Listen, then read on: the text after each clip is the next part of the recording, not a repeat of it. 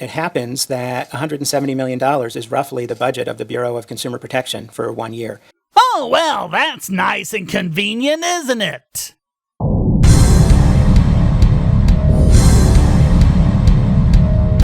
This action is changing YouTube's business model.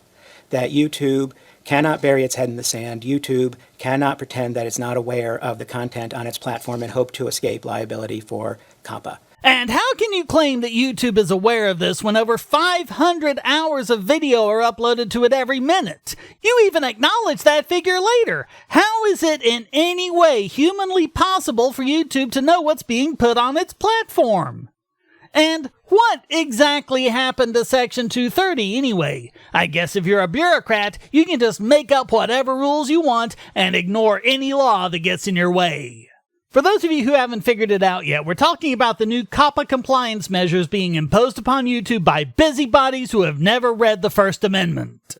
YouTube is going to be explicitly held liable for complying with COPPA where it has actual knowledge of the content. YouTube is going to be required to seek out that actual knowledge through requiring content creators and channel owners to specifically designate whether they are directed to children. This is what the apologists say is happening. Oh, you just have to mark the content as being for children. Yeah, unless some empty suit at the FTC disagrees with you, and then you're fined upwards of $43,000 per video. Oh, but that's just misinformation, right? Our good and noble high priests in government would never hold the content creators themselves responsible. That's something evil that YouTube just added on. Oh, yeah? And as the chairman noted, not only can we sue Google and YouTube for compliance with COPPA, but also individual channel owners and content creators. See, this is being demanded by the FTC, by government, not by YouTube. And once this order has been fully implemented, we intend to conduct a sweep of the YouTube platform to determine whether there remains child-directed content on the platform. Oh, well, that ought to be a good use of taxpayer money. Our investigation was prompted by complaints from consumer groups. Has anyone noticed how often complaints from consumer groups don't seem to be based on complaints actual consumers have had? How many consumers have been complaining about targeted advertising to children on YouTube? Can anyone point to any? Not the lobbying groups with a political agenda, but actual people? This is another 3-2 vote following the 3-2 vote on Facebook. What, in your view, is the impact of having a partisan divide on a couple of these large settlements? Good question. Is he going to answer it? So I hope that business does not doubt our resolve, that this is an historic penalty. It is staggeringly large in the privacy world and in the COPPA world. I am a little saddened, I have to say, by the partisan divide. Personally, I think this is a really strong settlement, and I think that it passes muster under anybody's standards. I also, however, appreciate the concerns of our two Democratic commissioners and the concerns voiced in that. Guess not. There are 23 million channels that upload a combined 500 hours of video every minute. So, given that amount of content, what kind of meaningful sweep can you conduct? Well, I think that we have a variety of tools at our disposal to cull through those 23 million channels and in an expeditious way. I mean, this is the way that we generally enforce COPPA, is by actually reviewing content to determine if it's directed to children. See, he doesn't even try to dispute the 500-hour figure. He also doesn't say anything about how this sweep is supposed to happen. Neither YouTube nor the FTC have the personnel to do this. So does this sound to you like just another ad hoc requirement for a filter? And who wants to bet they'll deny that the way the EU did with Article 13? There are benefits to gathering information and targeting advertising. And so it is possible that content creators will misdesignate. So one response to that is that's why we're conducting the sweep. The second response to that is that there will be consequences for content creators who misdesignate. Misdesignate according to whom? Some unelected bureaucrat who will give us no opportunity to defend ourselves except in an expensive and lengthy civil proceeding? There will be consequences for them. We also think that YouTube has strong incentives to police its platform, both to avoid future enforcement actions by the FTC, but also because It's offering this platform to content creators, and if the FTC is bringing independent piecemeal actions against content creators for violating COPPA, that may discourage content creators from posting content on YouTube. And again, the only way YouTube can do that is with some kind of site-wide machine learning filter, and we've seen how well that works for monetization and copyright issues. So the analogy that I think of, imperfect, is the expression about shooting fish in a barrel. And YouTube is the barrel, and the content creators are the fish. What? Yes, he's talking about directly targeting content creators. By the way, us creators and channel owners get precisely zero information from children. We don't collect any, use any, or pass on any. So it is impossible for us to be in violation of COPPA. So why are they targeting us?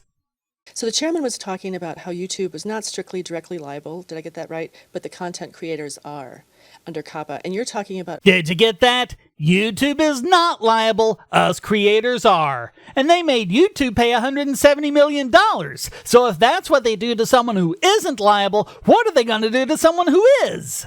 What COPPA does is it prohibits the collection of personally identifiable information from children under the age of 12 and under without verifiable parental consent. And we don't do that! On the internet, though, you don't know who your users are. So what the COPPA rule more specifically does is where the content is directed to children, we are presuming that the users are 12 and under. So the presumption is that you're breaking the law, not the presumption of innocence like it's supposed to be. This law is guilty until proven innocent. Another criticism of the settlement today has been an alleged double standard by the FTC, that it holds small COPPA violators individually liable for the COPPA violations, whereas YouTube, Google, big company, Silicon Valley, no individual executives have been held accountable in this order. So I differ with that characterization of our COPPA enforcement to date. Oh, you do, huh? Let me ask you this. Which channel do you think will be better able to contend with the legal issues involved or use other forms of monetization other than YouTube advertisements? The big channels that can afford lawyers or go and seek their own sponsors, or small channels with just a few thousand subscribers who are just making videos to get gas money? We all know what the real answer is, Smith. I do not believe that we treat small companies and big companies differently. I find his body language throughout these questions very interesting. Look at it. He's very close in on himself. Guarded. Stiff. I don't normally comment on that because you never know exactly why. Maybe this guy's not accustomed to being on camera and he's just nervous, but it doesn't look good. It makes him come across as completely duplicitous, and it doesn't help the fact that we know what he's saying is a load of crap. So the injunction is going to help because there will be a requirement that they actively inquire about whether or not content is child-directed of the content creators. And that is where those new settings come from. We have to say directly whether or not our content is intended for children, either by the channel or individually for each video. Again, despite what the state apologists are saying, this is not something YouTube just made up. Here you have it from the horse's mouth. The FTC is requiring them to do this. And if they determine that we've marked it incorrectly, they're coming after us. We proved that up with various statements which are highlighted in the complaint about, YouTube is the new Saturday morning television, and YouTube is the most popular site for children ages 2 to 12, that kind of stuff. Here's a question. If you're not supposed to collect any information from someone under the age of 13 without parental consent, how do you know whether or not they're under the age of 13 until you've collected the information? So we will continue to have those tools at our disposal as well. But you're right that actual knowledge can be a tricky thing to show. You don't say! I would say that over the last couple of months, there have been a variety of articles written about the changes that are being contemplated by YouTube. I would say that some of those are probably motivated by our order, an interest in creating what I'll call a kid-safe zone, whether that be an app or a website where there is curated content for kids that parents can have confidence in. They already have it! It's called YouTube Kids! Why does everyone keep ignoring that? Here's another question everyone seems to be ignoring. Where are the parents? I'm a parent, and I control what my kids do online. I make sure my kids either use YouTube Kids or run an ad blocker so it isn't an issue. Parents have the power. We do not need government coming in and doing our job for us. And it seems to me as though everyone, all of the stakeholders, the consumer advocates, the privacy groups, the parent advocates, the FTC, members of Congress, and industry. Did you get that list? Here are the stakeholders: consumer advocacy groups, privacy groups, parent advocates, the FTC, Congress, and industry. Who's missing from that list? How about you and me? I haven't seen this morning's changes, but I'm encouraged by them, and I do think that, at least in part, they may be motivated by our order and also by our investigation and inquiry. Oh, the changes are based on the order? Okay. So my staff has just said that she just took a look at the changes, and they are based on our order. And there is the verification right there. The FTC staff looked at the changes YouTube made, and they absolutely are based on the FTC's order. How much longer are you people going to continue to make excuses for the horrible things your holy government does? With respect to this idea that Google should have or should implement an algorithm or some sort of a classifier system for reviewing content and putting it in the child-directed bucket, that is something that that may be something that's among the changes announced by Google this morning. Okay, so the announcement this morning says that the company intends to find child-directed content using machine learning. We thought about imposing that type of a requirement by order, but ultimately decided against it for at least two reasons. One is that it would be unenforceable, we thought, in an order. The second reason why we were concerned about it is that we didn't want that classifier to be used by YouTube as a shield against our enforcement. And actually, the third reason is that we thought that an algorithm just might not be effective. But as I pointed out earlier, how else are they going to do it? They can't police 500 hours of content that's uploaded every minute. This is a de facto requirement, whether you want to admit it or not. So with respect to user experience, right now there is an app, and also as of a couple of days ago, I believe, a website for YouTube Kids. Wait, you did know about that? It was released back in February of 2015, long before this stupid lawsuit of yours, and you just went on pretending like it didn't even exist? Oh, for the love of Mike. I wanted to ask if you could walk me through what this sweep of YouTube conducted by the FTC is going to look like when you anticipate to begin that sweep. That is information that I don't think I can comment on. It would be non-public investigational information. But, we do, looked at in context, we do a lot of these sweeps. Frequently, we conduct these sweeps in conjunction with law enforcement partners in states and elsewhere. Does this sound an awful lot like warrantless surveillance to you? I did want to ask, you mentioned with the rule review a question of whether there may be ways to encourage a general audience platform to develop a kid-safe zone. If by that you mean safe from targeted advertising, yes, there is.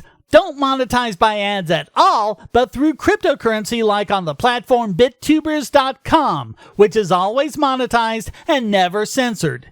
You can catch me over there as Shane DK, and there's a link below. And you can do it right here, too. Just install the Airtime extension, and you'll generate BitTube all over the web, and the creator will get some as well when you watch his YouTube videos.